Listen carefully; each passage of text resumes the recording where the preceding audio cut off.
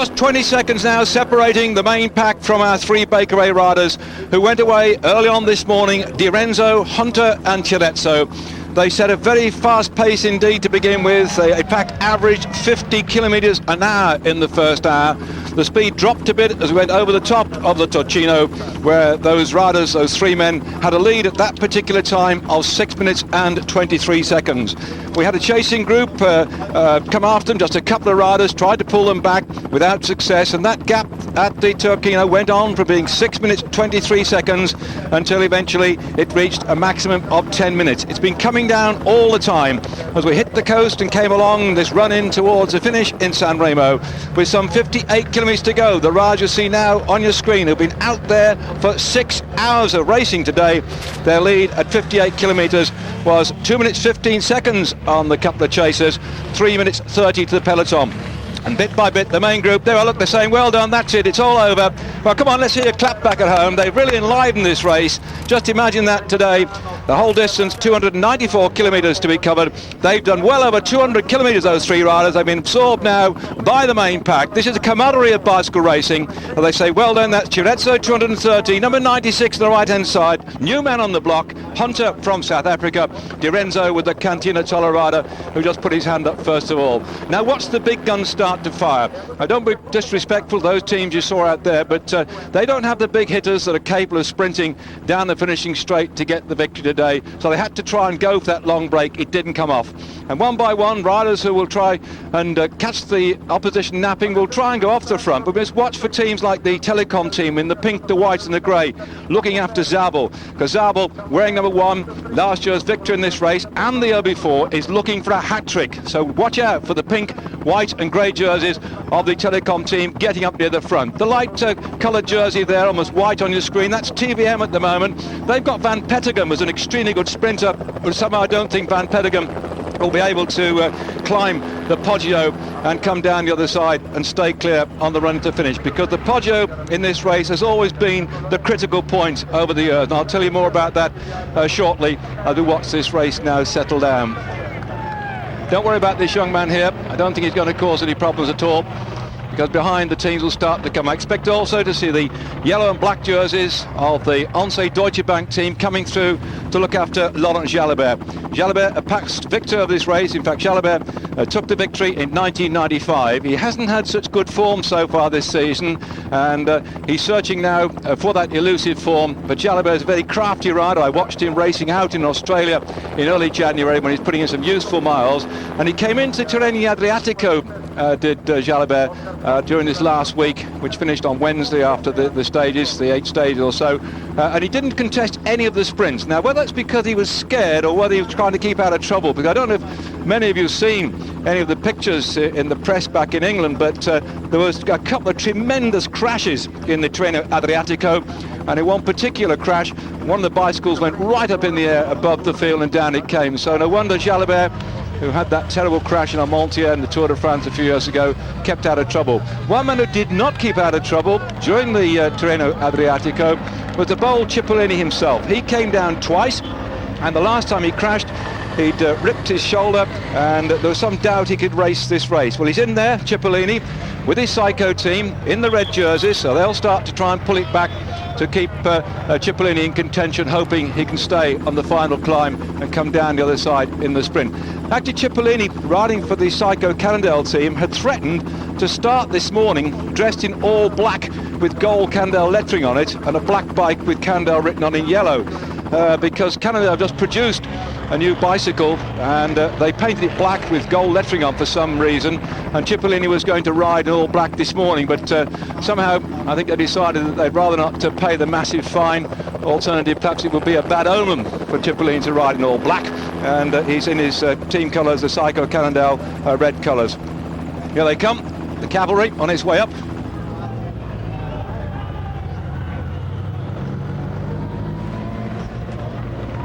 Yeah, he's not going to last long. All back together.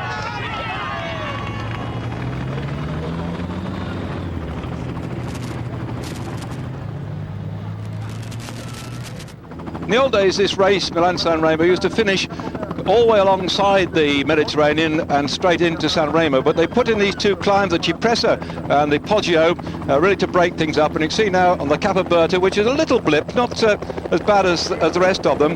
We've got the Cipressa that's just 240 metres above sea level at 270 kilometres of racing. They've actually now, as you can see on the screen, closing in toward the finish. These are the final vital kilometres in this race, and everybody watching each other like hawks, and the big teams coming forward. There we saw, there was second in line was the rider in last year's World Cup winner's jersey, Bartoli, being led out by his Mapei team. He's changed over. He was with the ASIC squad last year, a fairly lightweight squad just built round Bartoli, and now he's transferred across to the very, very strong Mapei Quick-Step team. Mapei Quick-Step, I hear you saying? Is that some sort of band? Well, we know Mapei, the big people involved in chemical adhesives and cements and so on, a massive operation across the world, and they've had so many years now the number one cycle racing team. Well, they've now been joined by a company called Quick-Step, and it has nothing to do with the band or Victor Sylvester.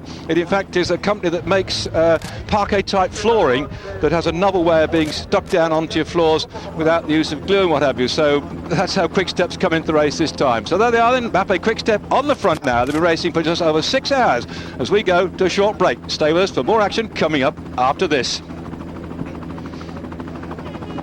The field have just come through Imperial. They're still all bunched together now. That's Zabel on the front now. The German national champion has come up to the front of this field. You can see him keeping out of trouble now, making sure with his team they can try and keep the lid on this particular race for him to try and get that hat-trick of victories. There, the orange and white colours of the Rabobank team, riding well for the man in the national colours of Holland, Bogaert, in the red, white and blue. There he is on your screen now. Bogaert just come into this race with a sensational Paris-Nice victory that he got there. And not only him, but the Rabobank riders put 7 men up in the top 10 in that race and just control it from then on. And see the green and white colours down there in the centre of your screen. That's O'Grady for the Credit Agricole team, winner of the Tour Down Under, centred in Adelaide the early part this year. And many of these riders that you're seeing on your screen were down there in Australia, had the good fortune to be out there on that race with them, and that just gives you some idea of how early the season starts now. They were racing out there early January. Many of these riders have been training since December for this particular race. In years gone by, they would come and ride this first race, many of them with only just enough kilometres in their legs to last the distance, and you could say there's only 3 or 4 riders in with a shout to win it. But now so many of them start training back into November just to come into this race to do well from day one and then have a rest later on in the season. So there could be anything between a dozen and 20 men that we could pick out for you with a chance of getting the victory today. There are 2 sorts of riders we're going to get here today. One is the sprinter who survives the final climb of the Poggio, and when they go over the top of that one and down the other side in toward the finish, they've only got just over some 7 kilometres to go into the finish off the top of the Poggio. So if you've got a sprinter who can survive the climb, come down the other side, close a gap on maybe a good mountain climber, then it comes down to sprint specialists. You also get the people who are not top sprinters but can go over that climb and open up a sufficient gap to stay away. And so you've got these 2 different sorts of riders now, and it's a big question mark hanging over people like Zabel, who's a good sprinter and only an adequate climber, and people like Bartoli, who can both climb and sprint reasonably well. Also Van den Broek for the Cofidis team is like Bartoli, so they're going to try and keep the lid on things. This is the Mapei team now, and there's that stalwart man himself on the front, Andrea Taffi, in the national colours of Italy, powering along it. This is what he does best of all. They've got to keep the lid on it so Bartoli can go up over that climb and just stay up near the front, and if possible try and do damage to people like Zabel and Cipollini, the sprint specialists. But if they can make them hurt a lot on the climb of the Poggio, and of course the one coming up now, La Cipressa, then Cipollini and Zabel, they hope, will be struggling somewhat. But you see Zabel will be not far behind Bartoli, leaving the Mapei team to do all the work along here, and just hiding in behind the wheels on the flatter part of the course, it takes off some of the pressure. But do remember, they've been riding now for over 6 hours. They've averaged nearly 27 miles an hour. Polti on the front. Interesting, Rebellion in the Polti colours. Also Veronk is in there too, but Veronk's a good climber, but he wouldn't, I think, have enough fire in his legs to get over the 2 climbs and stay away from the main pack. Poggio isn't that tough to allow a specialist climber like Veronk to get away. Also riding today we have Pantani, again a specialist mountain climber, but that short sharp climb isn't really enough, I think, to destroy the legs of the specialists in this race. So you won't see much, I think, of the Mercato Nuno team at the front, as we now have the TVM boys back again on the front. They've changed the jerseys this year after the debacle last year in the Tour de France, and there they are in the grey colours with the black lettering on it.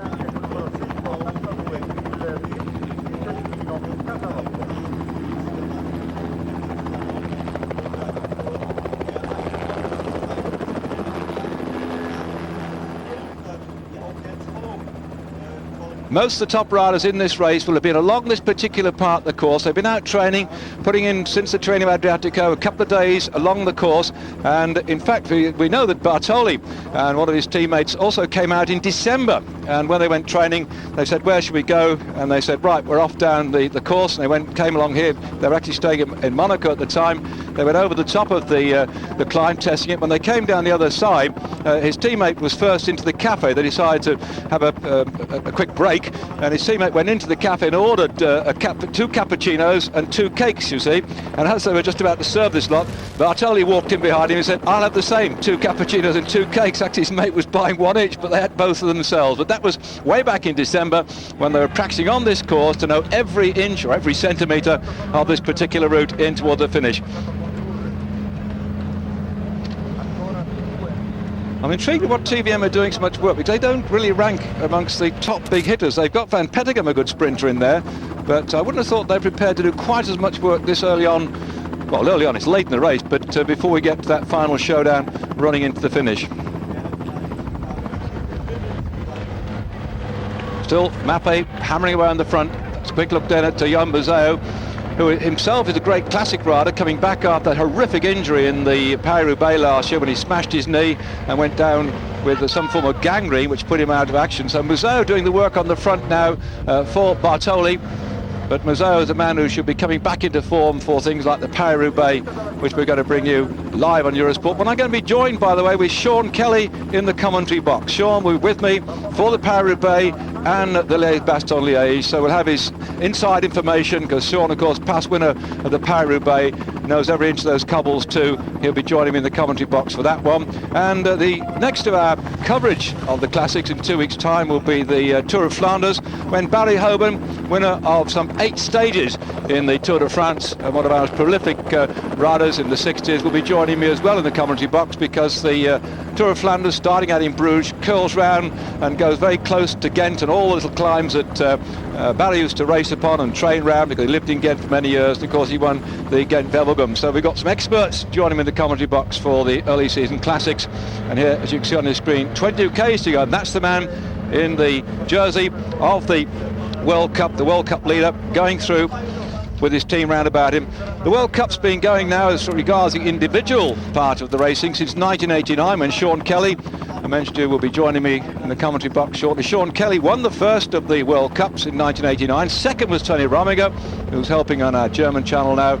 And third was Rolf Sorensen, who's still actually racing. He's still in action, is Rolf, but that was the first of the World Cups way back in 1989. So we've gone through it there. Bartoli, twice the World Cup victor, wearing the leader's jersey. Can he open up the season with a success today? Because whoever wins the race today will take the World Cup jersey into the next round on the Tour of Flanders, which will also be live on Eurosport.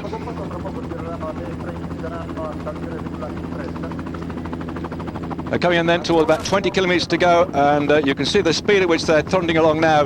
There's no real chance of anybody getting away on this particular part of the course. They're going to have to wait until we get on the climbs, which could split this field somewhat. Yet again, still for the action from the Polti team on the front now, giving it some stick. That's Rossano Brazzi, also known as a fairly good rider when it comes to lone breakaways. They're working for Rebellin, and he's number 175, you see him there. Cofidis beginning to move forward. I haven't given much of a plug so far to Cofidis in the red, white and blue colours. They've got Vandenbroek riding for them. He wears number 48 on his back, and Vandenbroek is in extremely good form. Last year's winner of the Paris-Nice, this year unfortunately had the misfortune to puncture, I think, on stage 2, and he lost nearly 2 minutes, and with that the chance of winning the Paris-Nice. So he's smarting a bit under that, but he rode his way through, because these lads here in the orange and white, the Rabobank team, dominated the Paris-Nice. Well, there's your red, white and blue. So the blue pants going through, that's for Cofidis.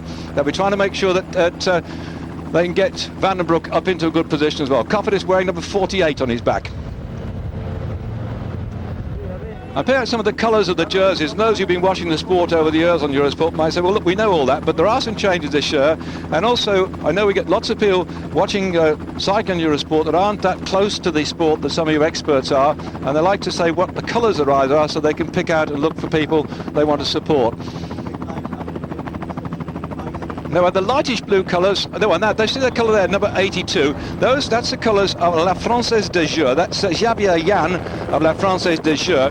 They've got Emmanuel Magnin, who was second last year, wearing number 83, and number 88 is Max Chiandri, wearing those colours of La Française des Jeux, and Max was third in this race in 1993. He was the last of the British riders to get up on the podium, or English-speaking riders on the podium, when he was there in 1993 in third spot. Sean Kelly won it in 92. Kelly was also winner in 1986 of this Milan San Remo, and Sean Kelly was second in 1984, and going back on the English-speaking riders, the first victory we had, in fact the only one as far as Great Britain's concerned, was Tom Simpson in 1964.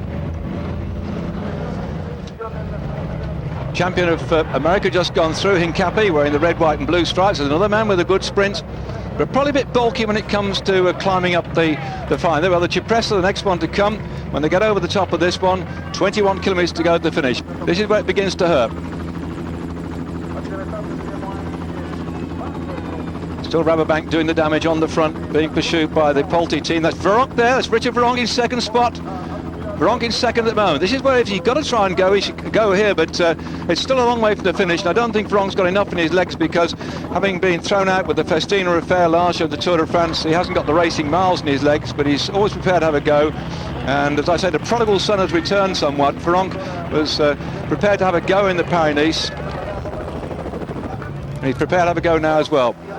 In fact, his sponsor, Polti, was saying he had more publicity out of Veronk since he joined the team this year than he ever did out of Luc Leblanc, who rode for a couple of years with the team and seemed to spend most of his time off the back or off his bike. Now the pink and blue colours you see on the screen now, Lamprey, they've come back into the field. There's the world champion, Oscar Camazin, riding for the Lamprey team. Their number 91 is back.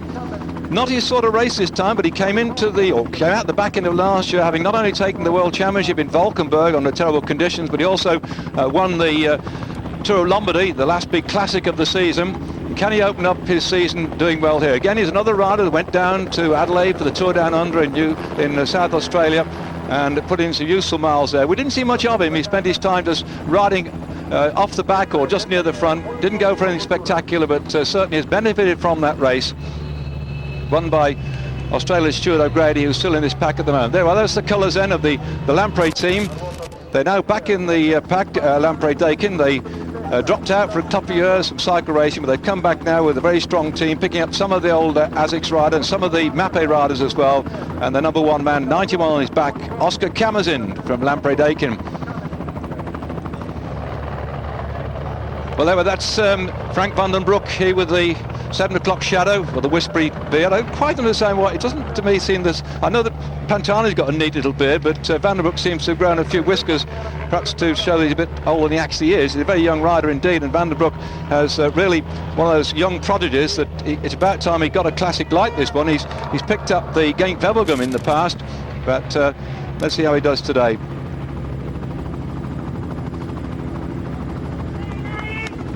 Well, he's still nicely positioned on the right-hand side there, looking good.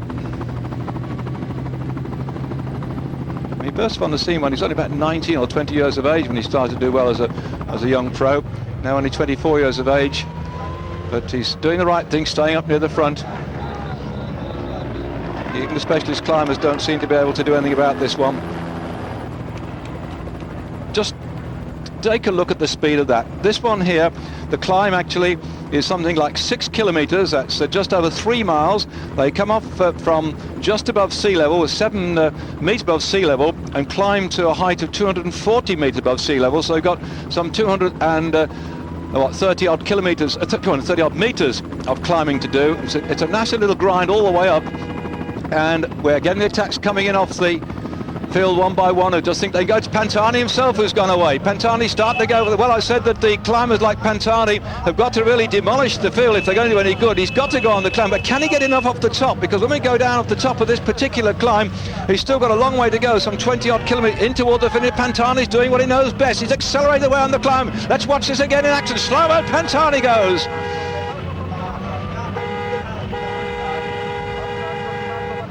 That is a style that carried that man to victory in the Tour de France, to victory in the Tour of Italy last year. And now, can he stay out there and get victory in the opening classic of the season? Marco Pantani rips the field to pieces. Look at the gap he's opened up, and the crowd along the side of the Tifoso. The Italians are going absolutely balmy. The pirate himself stole the marsh and everybody else.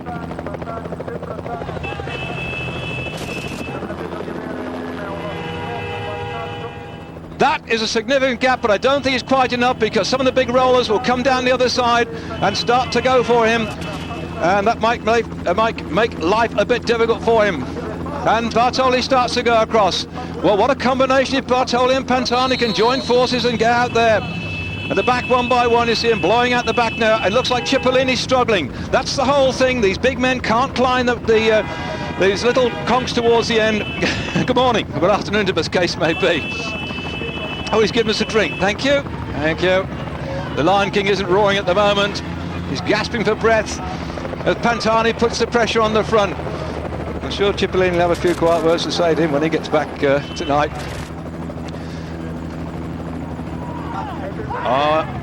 There's Van den Broek, and with the red shoulders and the white and the blue alongside him, that's Bogard. And he's just seeing if he can really punch holes in this one, but I think he needs somebody with him to stay away down the other side. What a great start the season we've got. The next big climb coming up after this one will be the Poggio. Well, we start the season here for you live on Eurosport. If you're interested in cycle racing, there's the 45th Grand Prix of Essex taking place tomorrow on the Sunday 21st of March, and it's out there around Halstead with the biggest field ever seen in East Anglia this season. So if you like bike racing and want to see some of that, that's the place to go tomorrow. But we're here on a Saturday, and I'm just disappointed I'm not watching England and Scotland in the rugby, but I know that catch up with that when we come off air later on. But it's great to see these riders in such good conditions, the sun shining,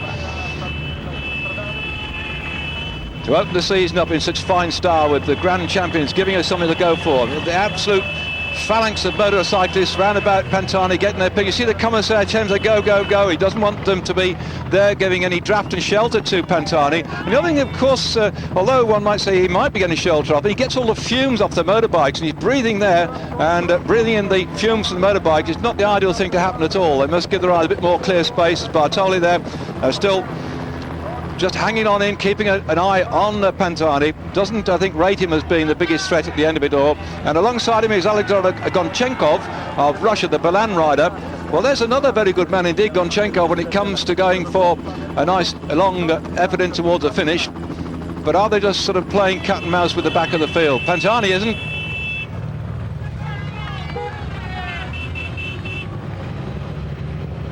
Now look at him, still lithe and fit.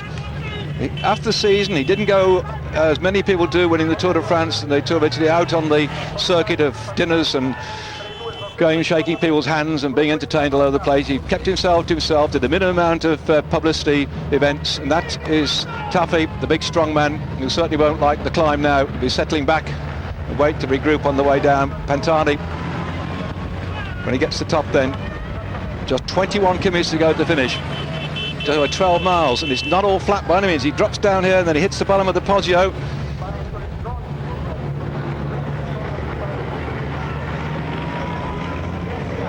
Absolutely brilliant. We've not seen specialist climbers on the time I've been watching the Milan San Remo have any chance of winning this particular race. But the other thing about Pantani, as we saw last year in the Tour of Italy, was that he can also time trial. He's learnt now to go against the watch, and so the gap is in fact opening up. They haven't made any dent on him as Gonchar starts to go on the front then with Bartoli behind him. Bartoli, that well spread back position he's got, I know that some of the riders today try and get themselves hunched right up over the front of the saddle and then right cramped across the bicycle, but I was checking out on Bartoli's bicycle. He's got quite a long top tube, about 56 centimetres against a 52 or 53 seat tube, and he sits well back and is flattened out into a very streamlined position. So once we get off the top of this climb, watch for Bartoli flattening himself down and starting to get himself into that position to chase after Pantani. Well, it's changing here. That looks like Shandri to me, starting to go some. So still just off the front then, Gonchar and Bartoli, the gap 6 seconds. This is the Cipressa. And still Pantani. Brilliant. He makes it look so easy, doesn't he?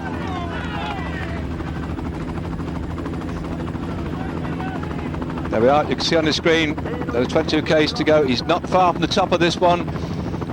Down the other side, a drop off the top of, have a quick check on the distance. It's around about, what, 5 kilometres down, and then he's got the hits 275 kilometres, and then on the run toward the finish, he's gone about 20 kilometres of the flat with a little pimple of the Poggio in front, so not far to go now.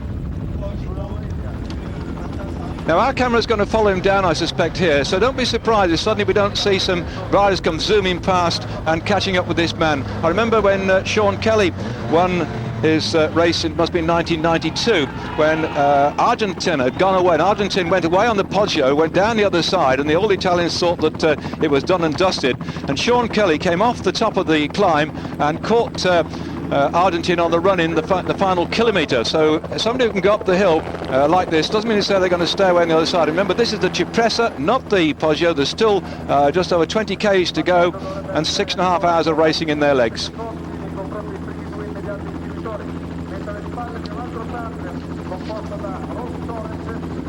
Now, this is the trouble. Little chaps can't usually go down very quickly because they don't have the weight to take them down, but he's certainly throwing caution to the wind here. And again, by coming around this course and practicing it, they know exactly where to go, how fast to take the bends. And this is the Bartoli-Gonchar tandem.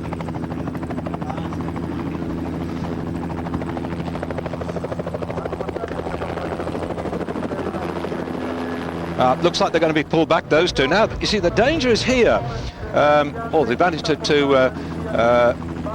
Pantani is if when the main field catches these two up in front, those two might sit up and let somebody else come through, and then they all sit up. So unless they're prepared to really keep driving hard, Pantani could start to open his gap up here. It looks, see Bartoli saying, we've got to go.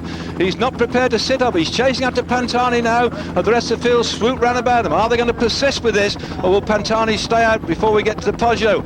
Hang on, wait and see after this break. The main field is now down the Cipressa, heading in towards the next climb, the Poggio, on the run in towards the finish of today's race, Milan to San Remo. The race which dates back to 1907, one of the longest, most well-established classics in the history of bike racing. And the attempt by Pantani to get away seems to have come to an out as the big men have caught him on the descent. And though Bartoli there, lying second in line with his teammate just behind him for Mappe Quickstep, have now caught up with the bold Italian Pantani, who certainly ripped the field to pieces on that climb, and one or two desperate riders we're trying to come across there. Gonchar moving out left-hand side of the screen, made the break as well, and we'll have to wait to see if they're prepared to persist with this one or whether the big hitters will start to come back. I don't think that Van den Broek has made it. The determination you can see here on the face of the Mappe team to rip this one along, and that's Paolo Bettini. Bettini buries himself for Bartoli, and look at that, the pack behind is beginning to wodge up a bit, and we've now got the world champion Oscar Camazin looking back to see what's damaged, and that's Rebellin just in front of him. Davide Rebellin of Polti going across with Oscar Camazin, the Swiss rider, the world champion, and the rest of the field coming back up to them. That's worked them up just a little bit, and you can see the Coventry's colours on the front there, red, white and blue. They certainly have, Van den Broek's missed that. The orange and white jersey just behind for Rabobank, he won't help because one of his teammates has just made it into that lead group at the moment. And here they are, the lead group on your screen now. And that then is Bettini going through. Interesting. For some reason or other, I don't know why then, but the Rabobank rider just decided to sit up and take no part in that action, and I can't understand why at all he did that one. And we see then some probably interesting tactics going on here, because a rather strange group of riders. We've got Zbigniew Spruk from the Lampre team, was an extremely good sprinter there in the pink and blue across the front. Bettini's looking back to see what's happened to his teammate Bartoli, and in this group too, 167, Savoldelli. Now he's a useful punter for the Psycho team. You won't be too bothered that his mate has not made it across there, but I think somehow they're easing back a bit now.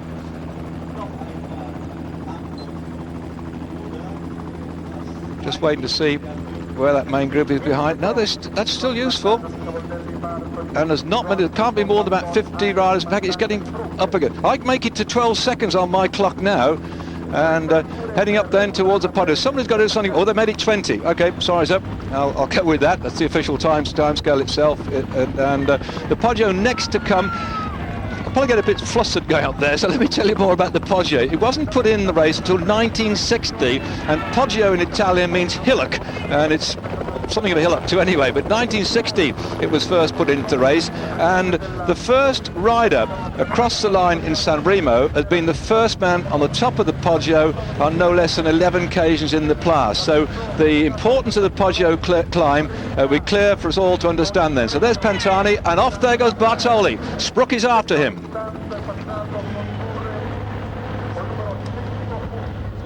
I think Spruk's prepared to ride through on this one too. Savoldelli just behind him as well.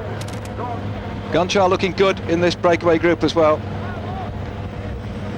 Sorry, Gonchenkov, not Gonchar. Gonchar's the fellow who's just changed his name, isn't it? He hasn't changed it to Gonchenkov. Now, are they all going to work here? Pantani did the damage, and for some reason or other, I said earlier on, I wasn't quite certain why the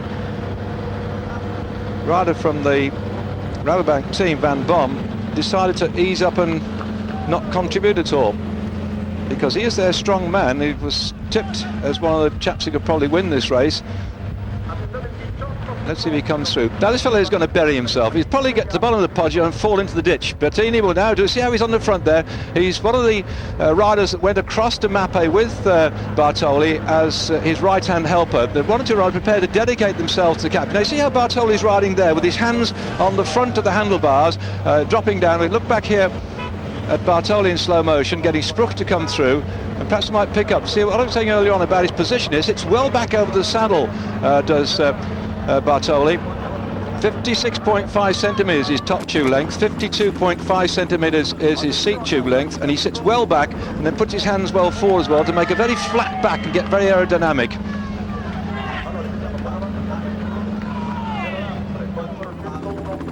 Well, there's 8 riders, the gap's coming down bit by bit now.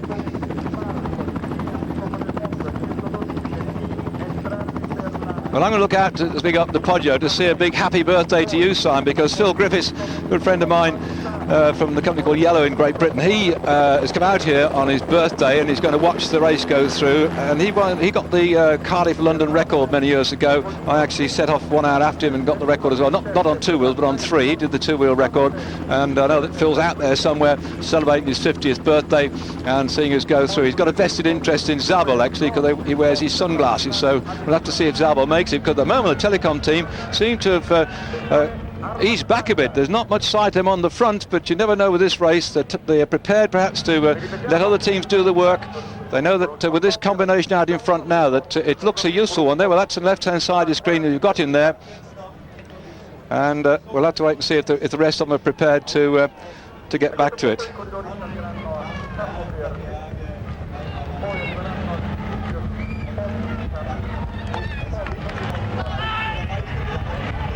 Well, they got Garzelli up there. I hadn't got him, so let's go back and do a little check on this little one. There, that's Spruk on the front, then Bettini going through.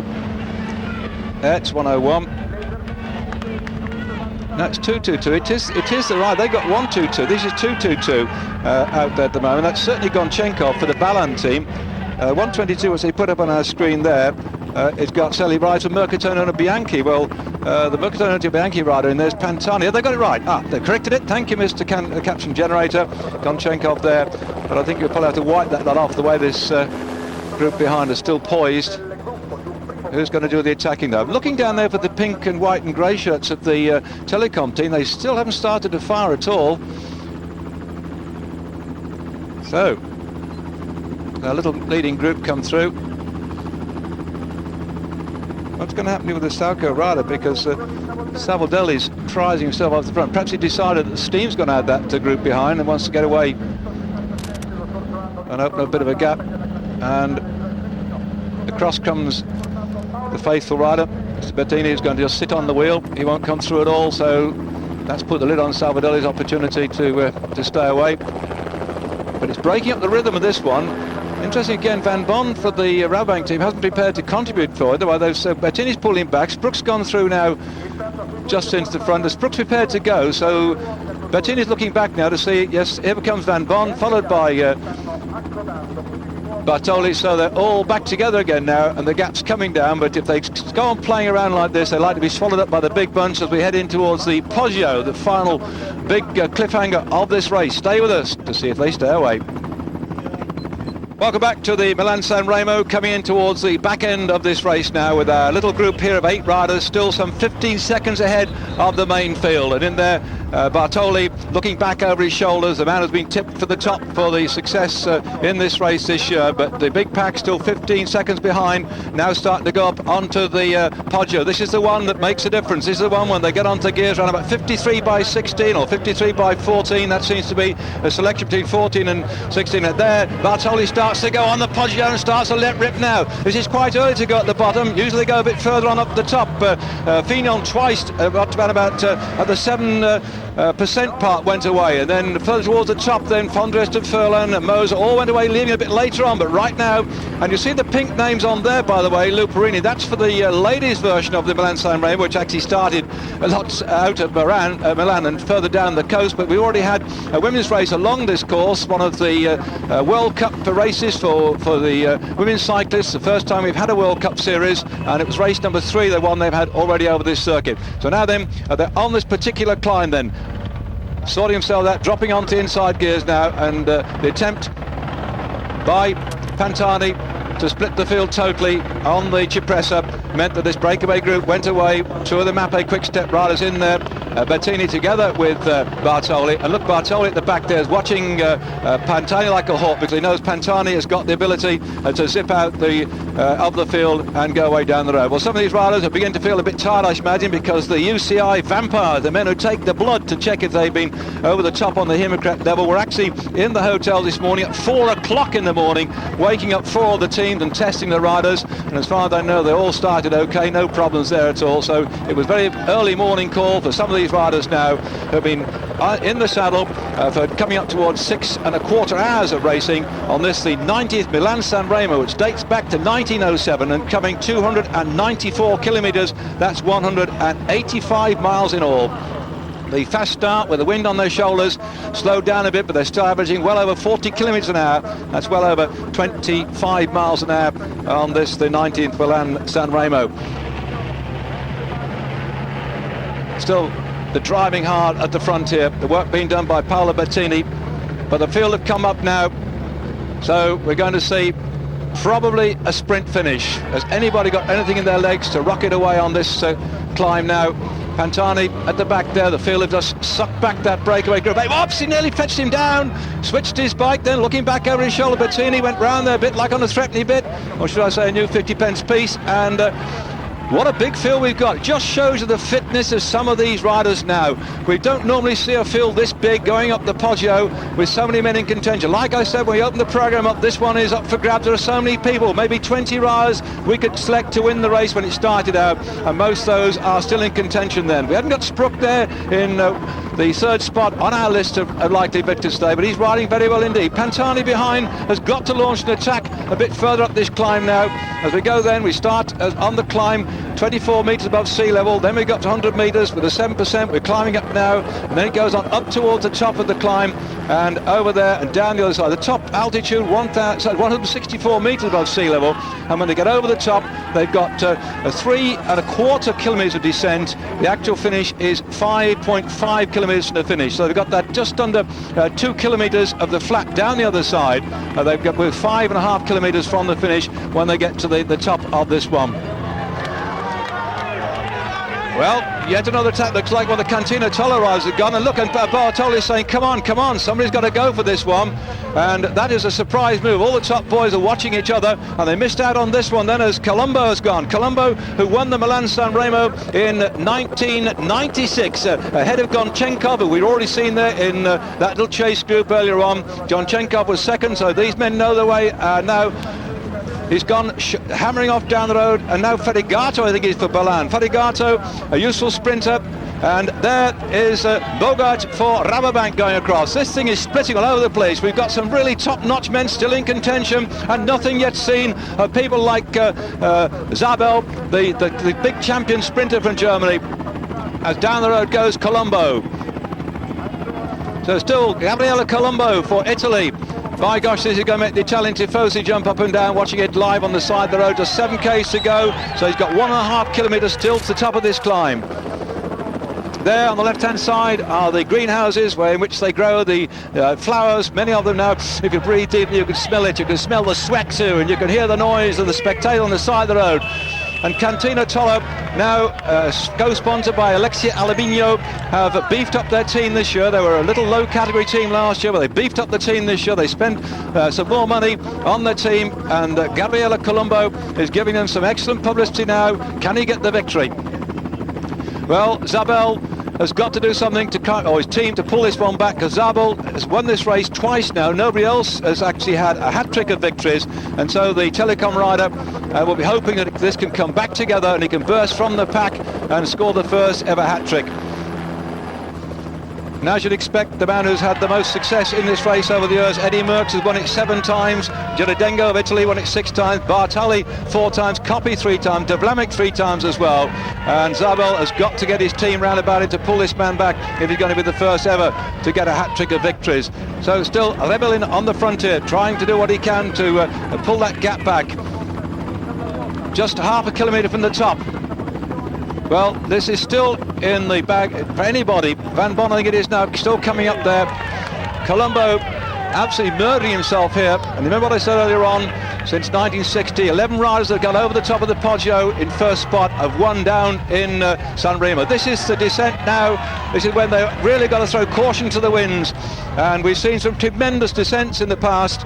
And thank goodness it's a beautiful dry day. Temperatures now just nudging up into the 18, 20 it was in that sort of order. We started out quite cold this morning with the drifting wind, but it's very warm indeed now. And these riders coming in towards, they've now covered nearly 290 kilometres in all in this race. Colombo the lead, 7 seconds. And look at this big field behind. This is enormous field. It's going to play straight in the hands of the sprinter specialists if they can just hang on in there, and they can just get together on the run in. So Colombo's virtually on his own now. And there he goes. And I don't know if we're going to get a chance to watch the speedometer of the the motorbike as he goes down here. Motorbikes often have great difficulty staying with the riders on the descent, because he'll be touching some 50 miles an hour on this descent. The sharp right-hander, left-hander bends. He's practiced this so many times to know exactly how to get round it, and the rest of the field too, following the people who know their way round.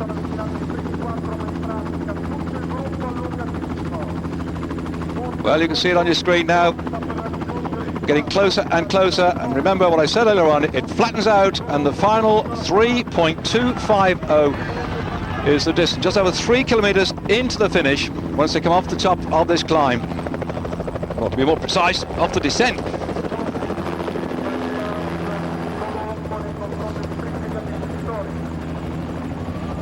Brooks still lying there, Gonchenkov still lying in second spot. Gonchenkov already been second in this race. Brooks looking good at the moment. He's a very useful sprinter. Got a good turn of it. I saw some yellow jerseys coming through, so perhaps Jalabert might be marshalling the forces of his what's left of his Once team, because quite a lot of riders, when they get to finish, just peel off and go straight back in and don't manage to survive the whole of the course. I mean, last year, probably about 2/3 the Telecom team worked so hard for Zabel, just went straight on by the time he came to the bottom of the Peugeot. They were absolutely stuffed, and they just didn't go into the finish at all. So it's the strong man on the left here.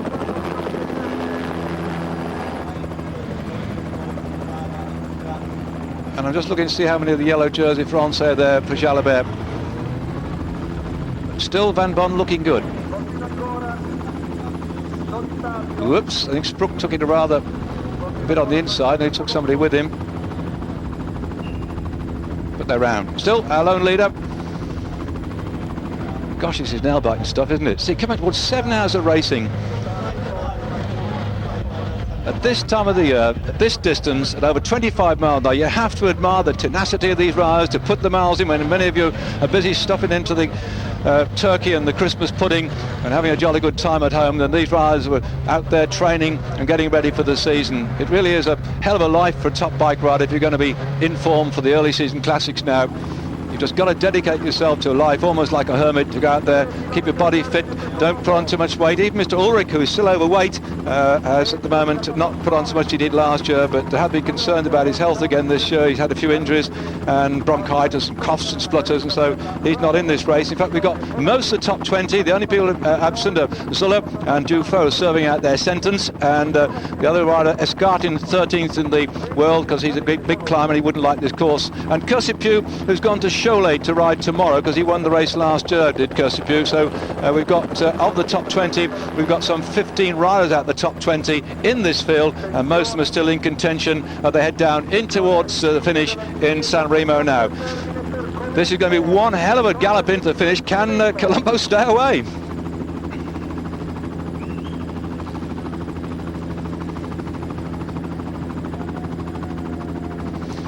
Just a quick look down there at who's in this group trying to chase after our man. 2 kilometres to go. Have they got the determination to go for it then?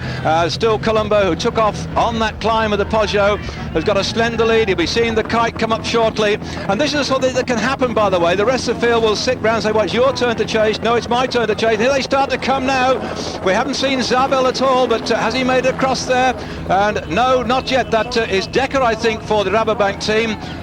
Decker has been up there, and I think that could be Verheyen for the Lotto team coming through. And there's Zabel, he's made it! Zabel has made it! This is danger time! They're now looking on the far side. The Rabobanks are flying left, right and centre. There's so many Rabobank riders here. This is amazing. This is Marcus Zerberg going away now, and it looks like Zerberg has gone away. The rest of the pack look back now. They're all taking in turns to attack down there, and Zabel's got to watch this one. And there looks like Jalabert on the left-hand side, and Chandra just gone on the left as well for La Française des Jeux, and they're going to swallow up Colombo if they keep this going all the way through.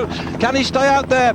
They come up then towards the finish this race. A massive crowd as the motorcycle being urged on are going to see a big sprint finish, or are they? Yet again then, Rabobank going for this one as Brook just gone across then to hold on to that little gap, and that is Van Bon, Leon Van Bon, being chased down again. Well, believe you me, there's a tremendous amount of activity going on in that group, because nobody wants to take Zabel into the finish now with 1 kilometre to go. Zabel now, can he be the first ever man to get a hat-trick in the Milan San Remo? It's never been done before since 1907. No rider has won 3 of these races in the succession. He's got to watch every move now, and there'll be people on his wheels who wait to be led through.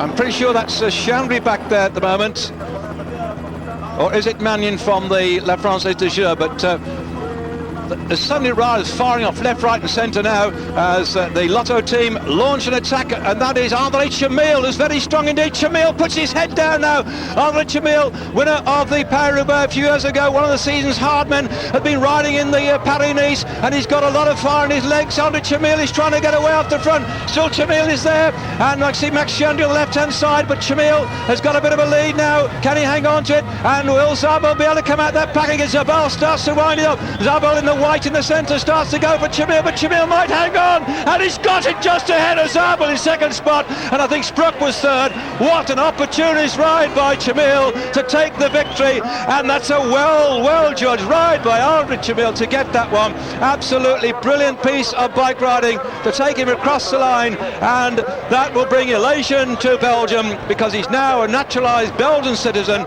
He originally came from the Soviet Union racing teams in years gone by, and then he finally got his Belgian citizenship. So now Belgium will be heading to the bars to celebrate the first Belgian victory in this race. I'm looking back on my list now. I'm sure we've got to go back to De Wolf, Fons De Wolf in 1981, who was an opportunist victory in that time, and what an opportunist victory for Chamil. But he's earned it, he's worked for it, he rode the Paris-Nice, he rode strongly in that race, he took the leader's jersey at Paris-Nice as well, and all the way through that hard course he had, I'm sure, in mind this Milan San Remo, and he's actually done it now, putting his name up there in this great classic. Well, I say he won the Paris-Roubaix a few years ago, and this must give him great courage, I think, for that big classic, which we're going to bring you live on Eurosport as well, and that's in about 3 weeks' time from now. Well, the season's opened up with a mighty bang, but you have to have sympathy there for Zabel. Zabel start to steam through. You see him going through there in the white jersey, national champion of Germany, closing after Chamil, and Chamil throws his arms in the air as Zabel comes through in second spot, just ahead of Zbigniew Spruck in third, and that just shows you the hard men can succeed by being opportunists and going away from the out-and-out sprinters who are waiting to poise and to drop down like vultures on the dead body. Whap! But they didn't. He didn't die. He got to the line. He took the victory. Brilliant.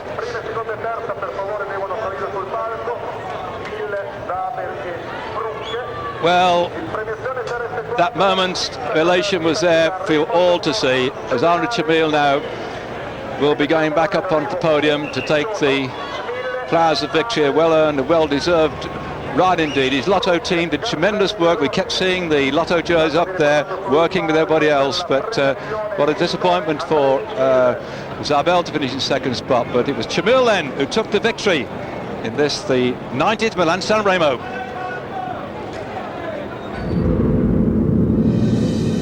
That is the trophy which awaits Andre Chamil on the victory rostrum. He's been surrounded by journalists and radar reporters, television cameramen.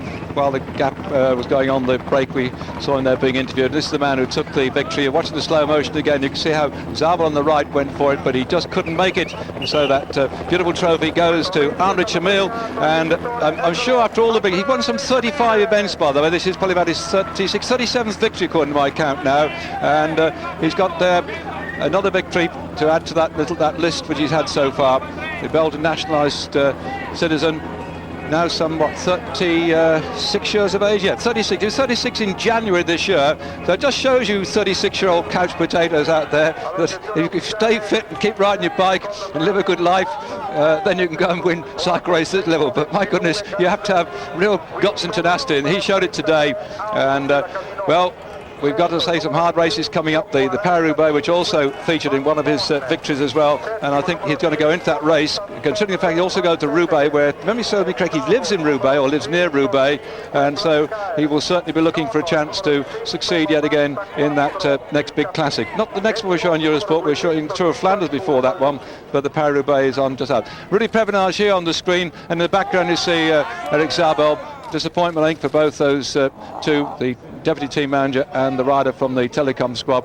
But Lotto are going to be very pleased indeed with this one. I'm just checking back the record. Yes, it was in 1994 that Andre Chamil got the Paris-Roubaix, and it was second again in 1995. If we have a little look back at this beautiful bay, where this part of the world is quite beautiful. Inland Ligure has got some dramatic regions with mountains and hills and so on, but this sort of crescent-shaped coastline, we just come along it. It's Italian Riviera. It's actually some 200 miles stretched around here. There's the two quite fascinating areas, the luxurious Riviera del Ponente to the west, and also down here we come through all the little villages of Alessio, Sportono, Diana Marino, and the long sandy beaches which have come through in this part of the world. So we're now here in San Remo at the end of the classic, and I hope you've enjoyed what you've seen on Eurosport today, and the rest of the rides coming. There's Cipollini, by the way, and he just coasting in off the back of that group, just couldn't hold the bunch when they were going up that Cipressa climb. He never really got back on again for the Poggio, so disappointment for something like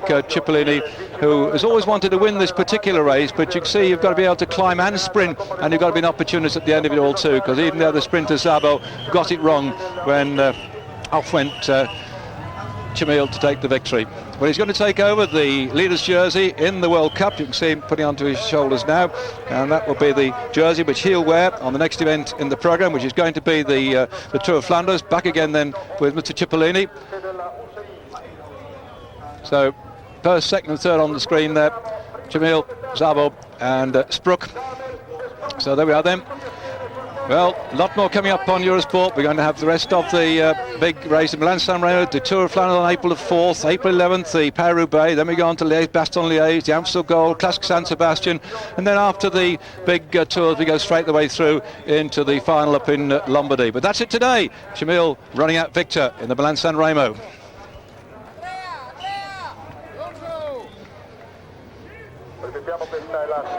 That's a look back at the man who surprised everybody by his opportunist move coming into that final kilometre when the sprinters were eyeing each other and waiting for the lead out. He did what he knows to do best, that's go for it from a long way out. He rode the Pyrenees, he got good form this year, he took a stage victory, also took the leader's jersey in the Pyrenees. That's opened the season with a bang for him, and now he's really come good when it really mattered most. The first of the classics of the season, Milan San Remo, going to Andre Chamil, who'll defend that jersey when we come back on air for you for the Tour of Flanders on the 4th of April. But his big race, the Paris-Roubaix and the 11th of April, says to me, I think with the form he's got now, he might keep that leader's jersey in the World Cup for some of the events yet to come. But I hope you've enjoyed our coverage of this, the first of the season's classics. I'm David Duffield. I've enjoyed your company right the way through. We've got Sports Centre coming up next, and then on to cross-country skiing. So stay with us on Eurosport, and I look forward to your company in 2 weeks' time. Until then, arrivederci, ciao, see you then.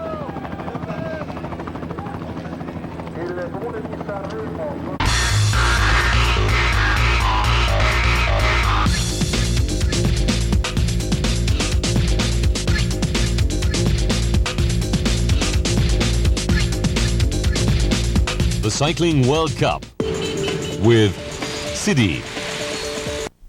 We krijgen nu ook de eerste Primavera Rosa. Dat is dus de klassieker voor vrouwen. Derde wereldbekerwedstrijd van het seizoen. De derde wereldbekerwedstrijd van Varadze naar San Remo. En daar gingen zij tekenen, deze dames. Ze waren met een hele bende ook samen, met 147 daarbij.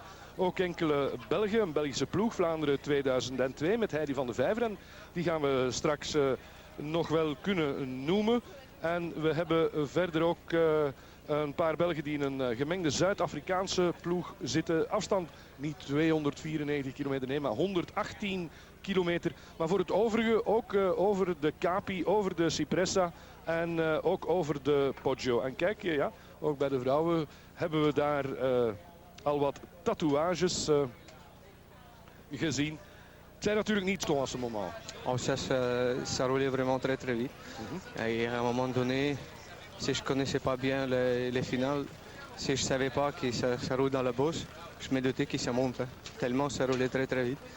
Et alors j'ai essayé de contrôler mes sentiments, j'ai essayé de rester plus calme possible, malgré que c'était un groupe qui est parti au descend de Cipressa, parce que moi j'étais pas derrière.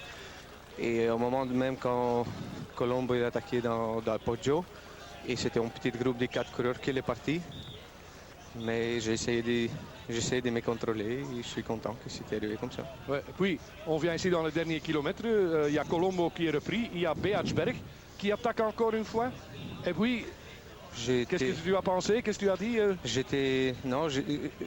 Je savais que quand j'ai regardé arrière, j'ai vu que c'est Tabel qui était devant. Je l'ai dit quand même, il faut essayer de changer les tactiques, autrement ça va répéter à nouveau. Et j'ai resté toujours devant, j'ai essayé de ne pas perdre la bonne position. Et au moment qu'on est ici tourné à droite, j'ai regardé derrière moi, j'ai vu que c'était Plancard derrière moi. Et je suis parti. Je savais que lui il va me laisser partir. Et après c'était vraiment la question des jambes. Oui, et les jambes étaient très bonnes.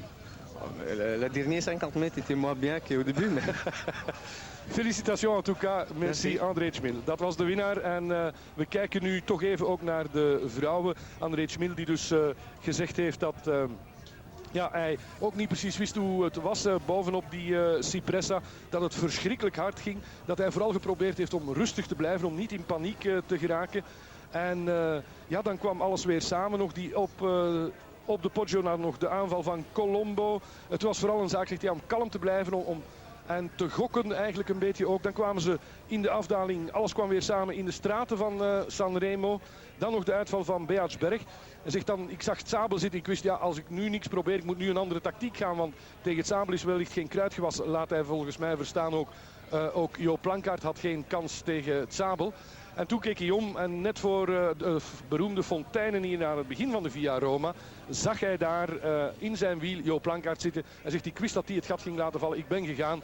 En ja, dan is het een kwestie van goede benen. Ik zeg, en die benen waren goed. Ja, behalve de laatste 50 meter, zei hij. Dan deden ze erg veel pijn. Wat wil je? André Schmil. Nu toch aandacht voor de vrouwen die hier naar de finish toekomen. Met een vrij groot peloton daar samen. Daar hebben we de fontein. Kijk, de sprint is ingezet bij de vrouwen. Dus Heidi van de Vijver, de Belgische kampioene, die zit daar ook tussen. Daar links zie je ze komen. Voilà, ja, helemaal links in beeld zag je Heidi van de Vijver. Die zie je ze nu midden in de weg. Maar rechts twee Italiaanse meisjes. Sarah Felloni die wint voor Gabriela Preniolata. Chantal Beltman, een Nederlandse, is derde. Catherine Marsal, de bekende Française, is vierde. We zien daar ook nog Heidi van de Vijver, die uiteindelijk zevende is geworden. En in die kopgroep zat ook nog Cindy Pieters. Voilà, dat was de eerste Milan San Remo. Nee, zij noemen het de Primavera Rosa, want vertrekt dus inderdaad niet vanuit Milaan. De volgende wereldbekerwedstrijd voor de vrouwen, die wordt in België gereden. De enige wedstrijd in België in dat klassement. En dat wordt dan de Waalse Pijl. Dat is dan de enige wereldbekerwedstrijd voor vrouwen die in België wordt gereden. Nog even kijken, want hier is ook een tussenstand natuurlijk bij de vrouwen. En dat nevenklassement of dat klassement wordt nog altijd aangevoerd door Anna Wilson.